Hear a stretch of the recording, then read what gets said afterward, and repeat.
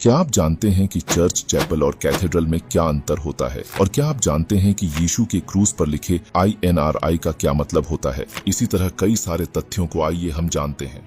Number 1, INRI। आपने यीशु के सूली के ऊपरी भाग पर लिखा हुआ देखा होगा, जिसका फुल फॉर्म ईसस नाजारेनस रेक्स यूडायोरम है। इसका हिंदी में अनुवाद नाजरेथ के यीशु यहूदियों के राजा है। बाइबल में नए नियम के वृत्तांत के अनुसार यह शिलालेख उस सूली पर लगाया गया था जिस सूली पर यीशु मसीह को चढ़ाया गया था। शिलालेख को उस समय के रोमन गवर्नर पेंतियस पिलातुस के आदेश से 3 भाषाएं, यहूदियों की भाषा हिब्रू में, रोमन अधिकारियों की भाषा लैटिन में और उस समय की क्षेत्र में बोली जाने वाली ग्रीक भाषा में लिखा गया था, ताकि वहां से गुजरते सभी लोग इसे पढ़ सकें कि यीशु को किस दोष के तहत क्रूस पर चढ़ाया गया है और वे उसे दोहराने की जरूरत न करें। नंबर 2, क्या आपने कभी सोचा है कि अगर यीशु परमेश्वर है तो वे खुद को क्रूस पर क्यों बचा नहीं पाए? आइए जानते हैं। जब आदम और हवा ने उस फल को खाया तो मनुष्य में पाप आई, जिसको परमेश्वर ने खाने के लिए मना किया था। उनके पाप पीढ़ी दर पीढ़ी फैलता गया और हर एक पीढ़ी पाप का शिकार बनता गया।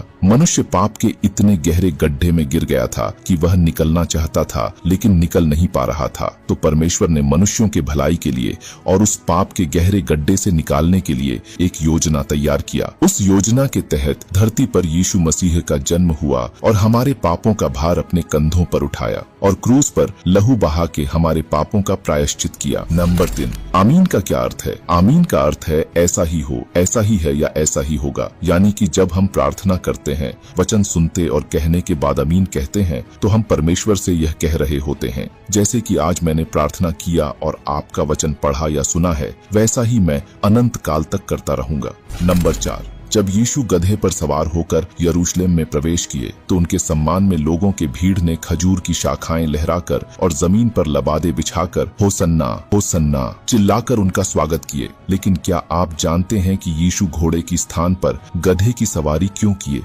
पहला कारण, गधा शांति, विनम्रता और दासता का प्रतीक है। यीशु ने गधे पर सवार होकर शांति और दूसरों की सेवा के प्रति अपने समर्पण का प्रदर्शन किया। दूसरा कारण, उनके गधे पर सवार होकर यरूशलेम में प्रवेश किए तो आम लोगों को संकेत दिए कि मैं तुम्हारा राजा हूँ, लेकिन तुम्हारे जैसे ही हूँ। तीसरा कारण, यीशु के गधे पर सवार होने से पुराने नियम की एक भविष्यवाणी पूरा हुआ कि मसीहा गधे पर सवार होकर यरूशलेम में आएगा। और ये तो सभी को पता है कि यीशु ही वह मसीहा थे जिसका इंतजार वे सालों से कर रहे थे। नंबर 5, क्या आप जानते हैं कि चर्च, चैपल और कैथेड्रल में क्या अंतर होता है? आइए जानते हैं। चर्च आमतौर पर ग्रामीण क्षेत्रों से लेकर शहरों के स्थानीय मंडलियों की सेवा करता है, जिसे प्रचारक या पादरी द्वारा संचालित किया जाता है। चैपल यह प्रार्थना के लिए अलग रखा गया स्थान होता है, जो स्कूलों, अस्पतालों या सैन्य अड्डों जैसे संस्थानों में होता है, जिसका कोई अलग से इमारत नहीं होता। कैथेड्रल एक बिशप द्वारा चलाया जाता है, जो आमतौर पर नियमित चर्चों की तुलना में बड़े और अधिक अलंकृत होता है,